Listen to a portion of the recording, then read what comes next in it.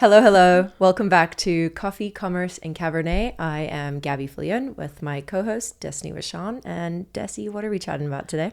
Well, we are chatting about a fun topic, and that topic is self-awareness, which is why we have poured glasses of wine. Gabi, what did you pour us? I poured us from, I'm really excited about this one. I didn't actually realize where it was from. So picked this up at the local wine store that only focuses on boutique vineyards and natural wines and whatnot. It's called Mother Rock. It's from Querpefontein, which is tough. I didn't really know what that was until I looked at the back. And it is from Piketberg, which is where I grew up in South Africa, or where we had a farm. So I didn't even really know that there were many wine farms over there. It is a Chenin Blanc. It is aged in a concrete egg, which is interesting. Kind of want to go and see what that looks like. And it's from 2021. It is a beautiful natural Chenin Blanc. Got a little bit more of a bite to it because it is natural than some of the more processed Chenin Blancs. But figured that it's probably good that we have a glass of vino instead of coffee for episode 2, because we're going to go a little bit deeper into what we started to chat about in our intros in episode 1. That is it. I mean, episode 1, we did a high level. This is who we are. Mm-hmm. But in order for us to do our job well on this podcast, which is to provide everyone with the podcast we wish we had, we figured it'd be a good episode to go a little bit deeper, because when you combine all of our passions of entrepreneurship and careers and personal development, I think the center point of that for us has really been this deep discovery on self-awareness and the tools that we use to become more self-aware, which allowed us to be much better leaders, in my opinion. Mm-hmm. Much better leaders, friends, all of the above, human beings at the end of the day. Shout out to Taylor for that one. Yeah. Spirits. Yeah. Absolutely. You had gotten me to take some tests about 3 or 4 years ago. I did absolutely nothing with them until in this last year. So this last year has been a very transformative year for me from a self-development perspective. So I'm excited to chat about it more. Absolutely. I remember a few years ago, I reached out to my high school basketball coach, who I think was pretty pivotal in terms of my success in life. And I called him because the team was growing at this time. And I asked him, I said, when you're developing players, do you focus on improving their strengths, or do you focus on developing their weaknesses? Because this was something that I was really faced with frequently with the team that we had at the time. And I now feel like I have a much stronger opinion about that after growing the team and kind of the journey that we've been on. But it was a really big question, because in order to understand your own strengths and weaknesses, you have to be very hyper aware. Mm-hmm. You can't just get feedback elsewhere, because if you get feedback externally that you don't believe in, I don't think it drives you into action. Mm-hmm. A lot of our journeys, we were in a point in our life where I think we received feedback, or maybe we started our self-awareness journey and something clicked and we realized something has to change. Mm-hmm. And it really helped us make the appropriate changes. But I think where this all ties together is you have to have the self-awareness to know what your strengths are. Mm-hmm. or your weaknesses, and you can kind of play your cards to either. Yeah, this is one of those areas where you can't fake it till you make it. This is one of those things where someone cannot do it for you. You could be told 100 times of what you need to do, 100% to your point. Unless you are bought in at a deeper level, you're not going to take that self-awareness journey, or you're not going to continue in that deeper development, because some of the things you're going to find out about yourself, about why you are the way you are, you might not like. Which is why we poured the wine to have this conversation. But no one's perfect, of course. I mean, Eddie is perfect. It is. The cat is not perfect, but the dog is perfect. The cat is learning. The cat is a cat. The cat. So I think there's 2 key topics for us to dive into here to really help the audience. One, understanding your strengths and weaknesses in order to build your career around them. And 2, before that, how do you know your strengths and weaknesses? How do you, I think, start that self-awareness journey? What are the things that you can do? For us, I think personality tests were a really good switch that we used in order to start that journey. So let's talk a little bit about that. what are the tests that I sent you that I forced you to take? Oh, the Enneagram. Absolutely obsessed with it. Could not have cared at all when you first sent it to me. I profiled you. I have profiled you for the last 3 years. You figured out how to hack me because you found out what my Enneagram was 3 years before I cared to pay attention to what my Enneagram was. So I had an upper hand. Yeah, you really did.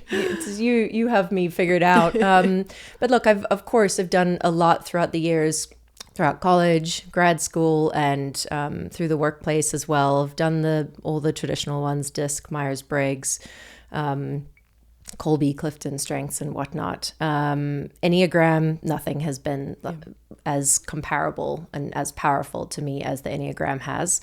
It's one of those things where as much as you put in though, is what you'll get out, because I have probably need an affiliate code at this point. So official Enneagram, I think they're all free to take the tests, honestly. But I have gotten so many people to take the Enneagram tests that have sort of asked me, they have seen how I have changed and transformed in the last sort of year or so, and asked me the secret sauce or asked me about it. And I keep coming back to the Enneagram. My Instagram algorithm is infiltrated with tips and tricks about the Enneagram. But that I would say is the single most powerful one for me personally. I have liked to learn about the Clifton Strengths as well. There's another one, HBDI, that is 4 different colors. That's a very simple one. Yep. The depth of learning and self-awareness is the Enneagram for me. And really the point of it is why you are the way you are, right? It is what drives you. What's your motivator? Yeah. So you and I are 2 different numbers, 2 different types, but similar, cosmically aligned. Some might say we say a lot of the same things at the same time, but our drive is very, very different. So we might get to the same place. Why we are the way we are is very different, and that sort of comes from your shaping in childhood and your young adolescence. How you needed to be able to survive or thrive or whatever it might have been during those formative years. And that sticks with you in your core. You can flex in and out of those other numbers, but you have one core main number out of 9. And I really like, as I got a little bit deeper into it, understanding all 9 of them and why I show up higher or lower in some of the other ones too. Absolutely. Let's pause there before going a little bit deeper. When I have recommended the Enneagram to people, and not to call out a gender here, but when I recommend it to men, one of their first thoughts is typically that it's something like astrology. And they're like, it doesn't work. That doesn't make sense for me. And it's not that at all. I think that's really important to start with as someone who has been very passionate about the self-awareness journey and taking all of the tests. The context of what the test is trying to tell you is really important. This isn't putting you in a bucket based on your birth date. This is truly understanding your core beliefs around how you show up. And that's kind of the questions that you're going to answer. And then it's going to give you a summary of that number. And it's really overwhelming at first, I think, because they don't do a great job of maybe onboarding you onto the Enneagram and explaining what all the different numbers mean and what a wing is. And, you know, your wing is only the number that's to the right or left of you. All of that can get incredibly confusing. Buy the test. It's the first thing. Buy the report at the end of the test. Buy the report, yes. So Truity is the one that I think we've taken and we've both really loved. The reason I recommend buying it is knowing your number is one thing, but understanding the reasoning of your number is another. And that's what the Enneagram does. It breaks down. So I'm at Enneagram 8. Gabi is at Enneagram 3. We'll talk a lot more about that in the next few minutes. But when you buy the test, it basically breaks down as like, hey, this was your childhood. This is why you are the way that you are. For me specifically as a type 8, I struggle with vulnerability. I think as a child I was put into multiple positions that forced me to just toughen up. Like, you know, I'll give you something to cry about, household and other scenarios that really shaped who I was. So even though Gabi and I both come across as incredibly high achievers, incredibly high work ethic, struggles with work-life balance, it's typically for 2 very different reasons. A lot of mine is driven by the fact that I don't work well with others at times. Well, I work well in a leadership position. I don't always work well as maybe not a leader. And that's driven me to be the person that I am. Gabi has a different lens that has helped drive her to be the person that she is. And that's what Enneagram dives into. Mm-hmm. And once you can start understanding those root causes about why you are the way that you are, it's not easy, but the awareness is the first step. You can then kind of start seeing the patterns that you have in your day-to-day life and maybe disrupting those patterns. I'll speak for both of us on only certain areas where I know we both have a lot of overlap. Work-life balance is an area that we both struggled with for different reasons. Once Gabi and I were able to identify why we struggled with work-life balance, I think it's been easier for us to pinpoint areas of our life where we can have more balance. Yep. And that's what's so important about this self-awareness journey. And I think having something like the Enneagram to guide you on that journey. It fully allowed me to become more intentional about that's a great phrase for it. Yeah, about where I spend my time, the effort that I put in, the people I choose to engage with, all of that. So Enneagram 3 is mine. It's otherwise known as the achiever, the performer, strong go-getter, kind of grab the bull by the horns and just go to whatever that goal is. But that goal might not necessarily be authentic to who I am. It is driven from I had to perform to succeed in order to feel like I would be valued or loved. And so that is a deeper driver for me of I achieve for external validation, or that's how I've spent the first 3+ decades of my life until starting this journey. And hold on, you achieve for external validation. I achieve because I'm afraid of being controlled. Yeah, we still have the same output, or we get to the same place, but the reason being is very different. I think that's important to understand as we kind of unpack this. Yeah, yours is a little bit more internal, mine's a lot more external. And so how that has morphed over the years is I can read a room very quickly, can summarize the room, figure out who I need to go and spend that time with, figure out what they might value, and become that version of myself. It's wild once I diagnose that, because all of this is entirely unconscious. That part is wild to me, is how I was showing up. And people are going to turn away from it because of this. We're going to say these things, and the goal of the Enneagram is it's going to hit an insecurity. Yeah. Mine is, holy crap, I'm scared to be vulnerable and weak in front of anyone. So I struggle expressing feelings or emotions. Like, that's hard to hear. Yeah. And that can be a big thing that's helpful as a leader, as a manager of people as well. Oftentimes to get a deeper level of trust, it's helpful to open up more. So that could be a tough one for you. For me, I would have self-described as having a burnout mentality, and that was that. That's every single role I've been in, every single sport that I've played, whatever it may be. It was all or nothing to the detriment of myself. I serve my friends to the deepest of my ability, even when I've got nothing left in the tank. And this has just helped me to figure out what truly adds value to me, what is my authentic drive at the end of the day, and be able to, again, be a lot more intentional about how I'm spending my time, the areas that I'm putting in that effort. You've only got so many energy units in a day. We both love that phrase. And you've got to pick wisely about where you invest them. Absolutely. And once you have that self-awareness of kind of realizing, that's where the intentionality comes into play in the work environment specifically. Yes. Gabi mentioned like that burnout mentality. That's a really dangerous game to play in any career that you are in. And I think for you specifically, it was about identifying where are the areas where maybe you are doing something for the sake of someone else, but not for yourself. Yeah. I think you listen to any entrepreneur. I think Elon has a really good quote along the lines of like, I was going to say, don't be a little bitch. I guess we can have that on the podcast. But along the lines of, if you're doing something you love and you're passionate about, it's much more difficult to burn out.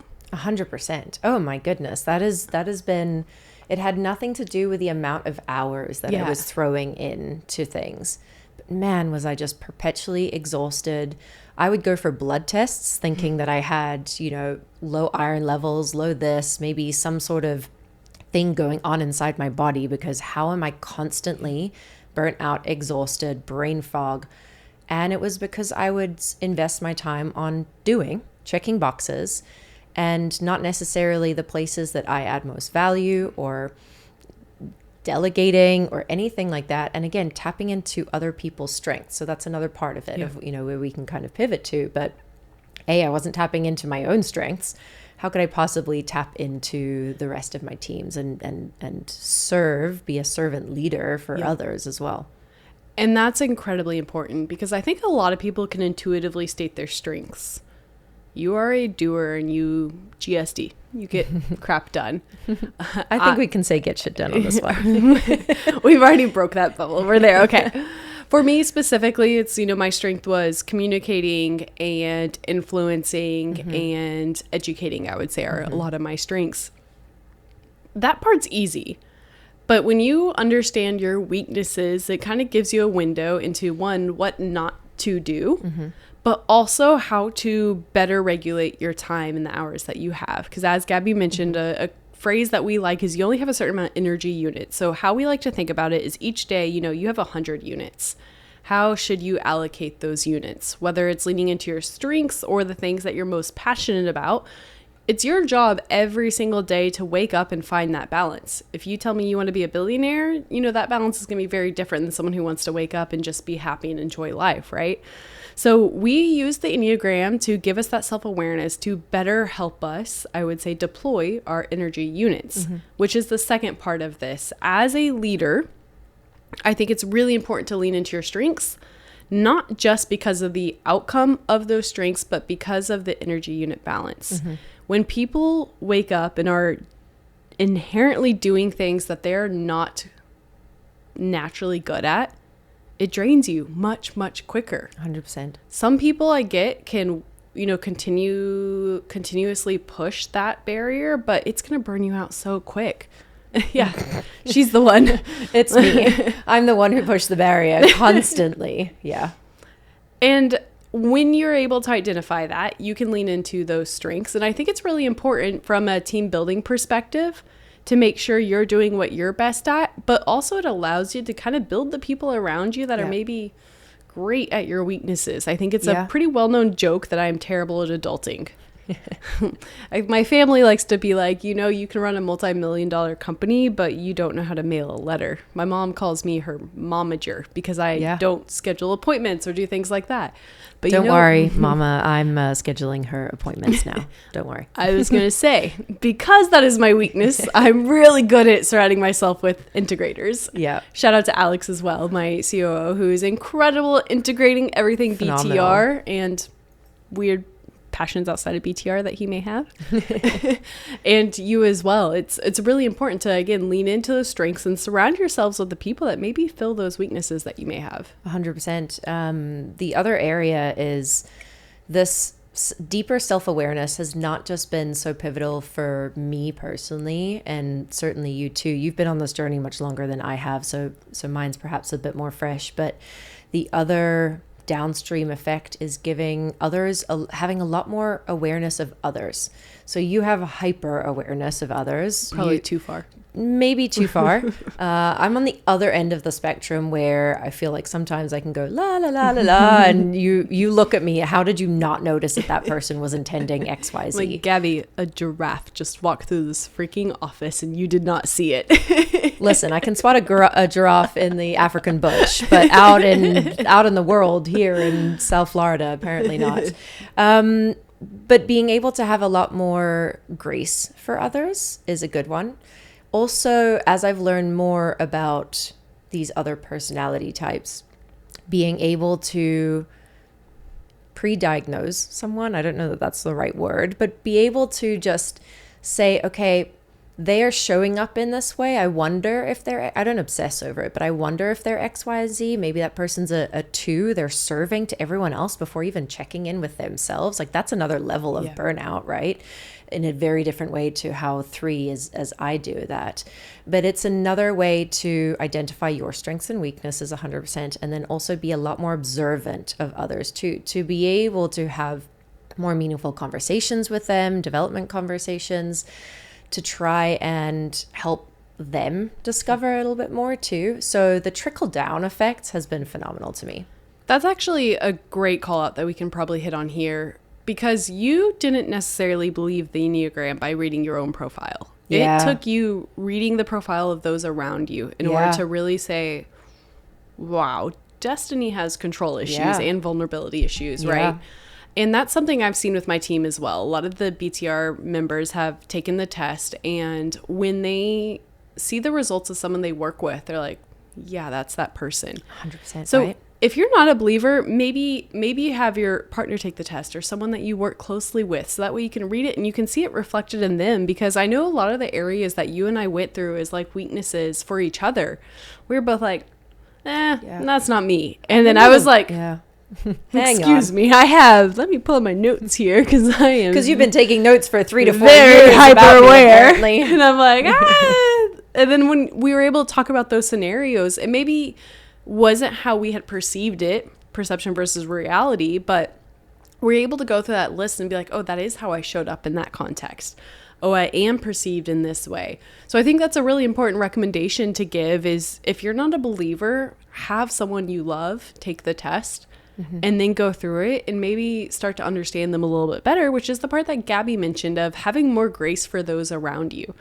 She mentioned a type 2. Type 2s are known for being the best of friends with everyone because they're incredibly loving and incredibly caregiving for those around them. They will make you the best bowl of soup if you're not feeling great, and they wouldn't even blink twice, being at your house and in your kitchen and providing for you. If you haven't had Daexi's ramen, I'm sorry. It will heal. It will heal you. Yes. And then you have type 1s who are just major rule followers. They were trained from an early age that they must do things right. They must not make mistakes. It's your inherent perfectionist. A type 7's another easy one to identify, because type 7s just live their best life, and they don't think about anything else. They're only chasing happiness and satisfaction in life and change, I would say. So you're able to start identifying these key motives in people, outcomes in people. And as Gabi said, when you understand what's driving them, you can give them so much more grace. I think I struggle to work with perfectionists because I'm like, let's just get things done. But when I know someone's a type 1 or a perfectionist, I can give them grace, because I'm like, since they were a child, they've been told that if they do anything wrong, the world's going to end. So I can give them grace, but also I can deliver feedback much better. I can structure their role much better. And I think structure. Yes, I need to give them structure. They need structure. Colby, if you're listening to this, I'm so sorry. You have to work with me on a day-to-day basis. You handle it so well, considering your inherent drive. Yeah, it's the trickle-down effects are massive. And to your point, I knew you really well at that point. So I read yours, or just learned. I don't even think you let me read yours for a while, because bear in mind, she doesn't like to get vulnerable. I don't think you ever asked me for mine. If you asked, I would have sent it. Yeah, that is true. I don't ask questions. I just keep going.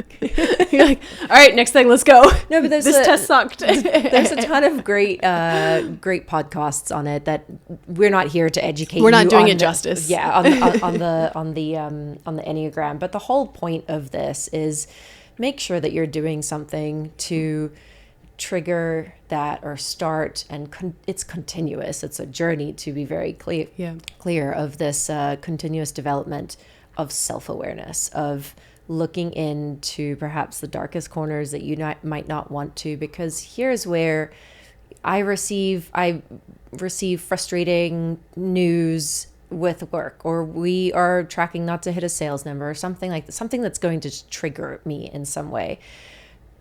That will take over my entire day. I'll obsess over that instead of what I can control in that moment. Or again, you're just able to understand your triggers and why you might struggle with certain people versus others. I would say one of my other, I don't even know which one this one is being a relator.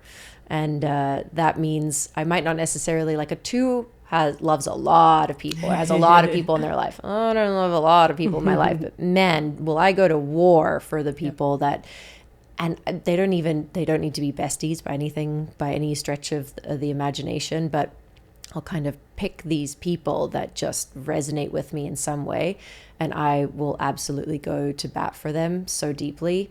But then there's other people just struggle from the get-go, and there's no, initially I can't even figure out what that reason is, right? Until I got deeper into the self-awareness and I started to ask myself the questions, why did that person's statement, why did, XYZ, why did that rub me the wrong way? And actually reflecting and asking myself the questions, because a type 3 who constantly keeps going also does not reflect, period. That's not great. An unhealed type 3, I will say. I'm getting there.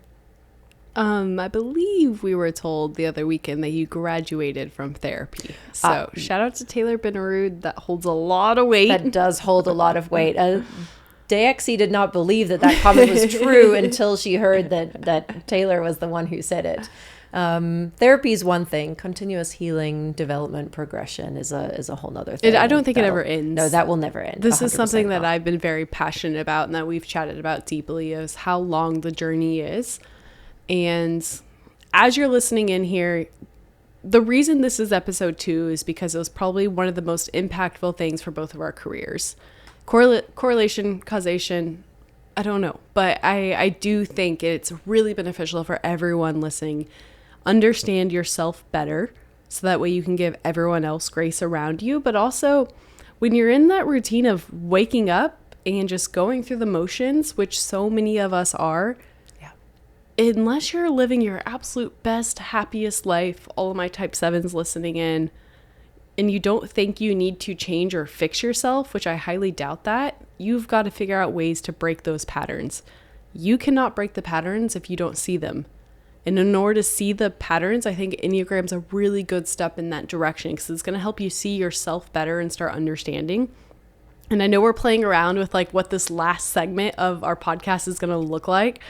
I think final call is a fun one. So give us some feedback here. We're thinking about final call, which is, you only have 20 minutes to get your last drink at the bar at the end of the night. Yeah. You better make it the best drink you've ever had or the worst, depending on how your night's going. But final call, I think if Gabi and I can give you any recommendations, it's go take the Enneagram test. Go take the Enneagram test. If you are on the fence about buy the report, at this point it's 29, 39, something like that. Invest in that. Skip your Starbucks if you need to. But absolutely do that and get someone, I would say do both, and get someone that you love or someone that you know really well. Ideally, probably it's someone that you love if you're sharing these, vulnerabilities with them, but it's something that you can grow together so that you can start to observe the behaviors in someone else. I was very resistant. I was also on autopilot 24/7. So 100% for me to be able to observe others, that was it. So that's the last call for you guys. Final call. Go take the test. And that's TRUITY. Truity. That's the one that we recommend taking. And then we can also send other resources in this episode that we used. Again, Instagram's a really great place, I think, for following up on information around Enneagram. They make it a really great digestible thing. You know what made it stick for you is probably when I sent you that food. What food are you as each Enneagram type? Mine is an espresso shot, and I realized I will believe in this thing that's got me pegged. That makes sense. That is me. But that's the fun and approachable way to do it, is through Instagram and just searching up a couple of Enneagram meme pages and whatnot, of seeing memes relating to each type. Yes. And that's the fun side of it, where you think, that I completely relate to that. Yeah. And that's how you start to, I think, just get a little bit closer to it and understand it. Yeah, unless you're a type 8, and then you full send everything because you're so concerned that this vulnerability is going to allow someone to control you. So you need to know every single detail in order to prevent that from happening. Couldn't be me. It's you. On that note, send us a message, send us a DM if you have any questions about getting started, or if you just want to send us your profile and whether or not you're an espresso shot or mashed potatoes, and we'll definitely talk about that as well. We'll definitely link some of those resources in the bottom of this too. There's a couple of other great ones that you use in your businesses and that I've used with my teams as well. And again, it's not a one-stop shop. It's all of it together. Amazing. Well, thank you so much for listening in. Like and share and follow and give us all the hearts.